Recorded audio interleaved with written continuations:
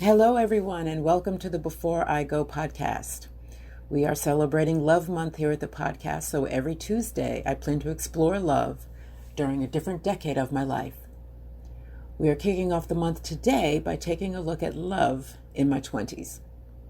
The time period was 1984 through 1993, and if I had to sum up my attitude toward love during my 20s, I'd have to say that I was naively hopeful. Naive because I had no idea what I wanted, but I knew that I wanted something.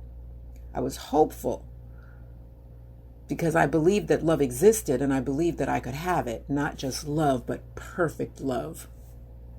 Doesn't that sound just like the theme of every 80s movie you've ever watched?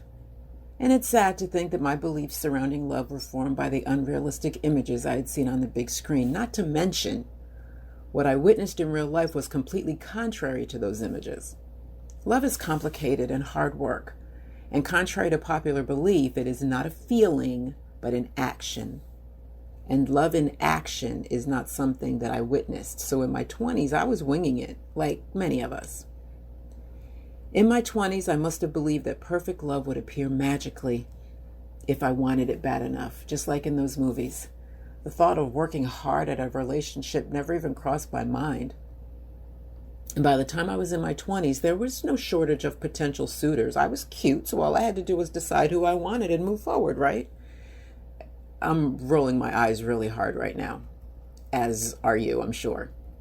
Anyway, in my 20s, I had a few significant relationships. 2 of those relationships resulted in marriage and eventually divorce, but let me not get ahead of myself.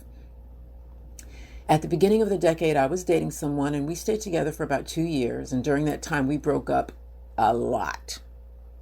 And it finally ended for good because a close friend of mine got engaged and she hadn't even been with her man half the time that I was with mine. I was jealous and I was frustrated and concluded that the relationship was not going anywhere because he didn't want to get married. Now, 2 truths I should point out right now. The first, comparison is truly the thief of joy.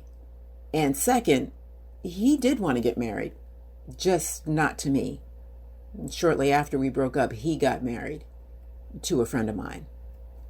I still believed in love, though. The following year, I met the man who would become my first husband. We dated for about 2 years, and even though every single red flag that could be flown in my face was flying in my face, I married him and got pregnant right away. However, 5 months later, I had that marriage annulled. And if you're a follower of the podcast, and I hope that you are, you've heard this story, so I won't repeat it here.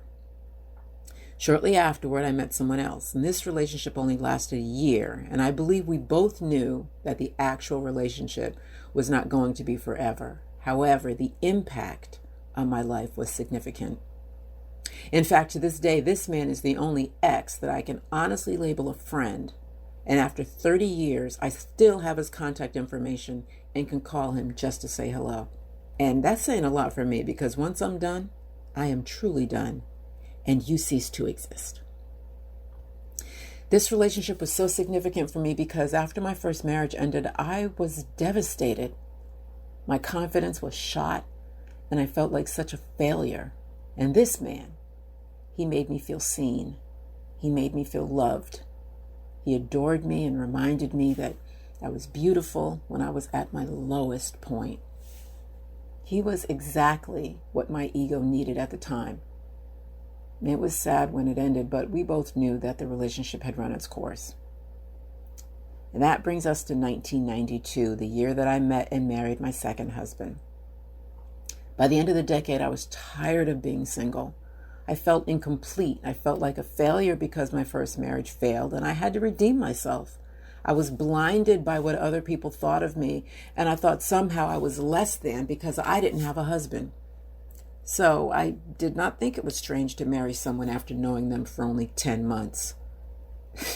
My 20s were a mess. I was making decisions without thinking, jumping from one bad situation to another. I measured my worth on whether or not I was in a relationship. I was certain that I could have a happily ever after, and all I had to do was want it bad enough.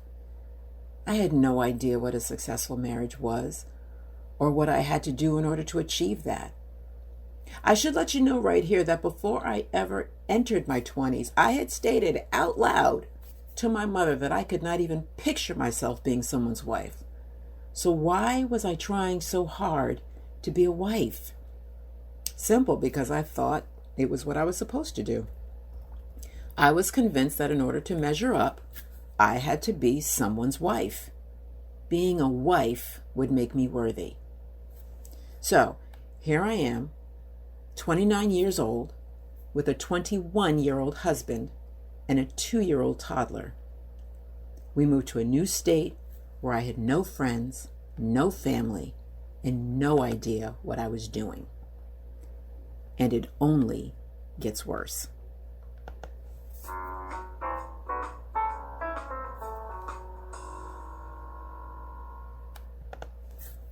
How much worse? You'll have to tune in next week when we enter my 30s, and you'll find out how I went from naively hopeful to bitterly angry. Now, that's all I have for today. Thank you so much for listening. And before I go, let me share this with you from Michael Singer. In order to be who you are, you must be willing to let go of who you think you are. I'll see you next time.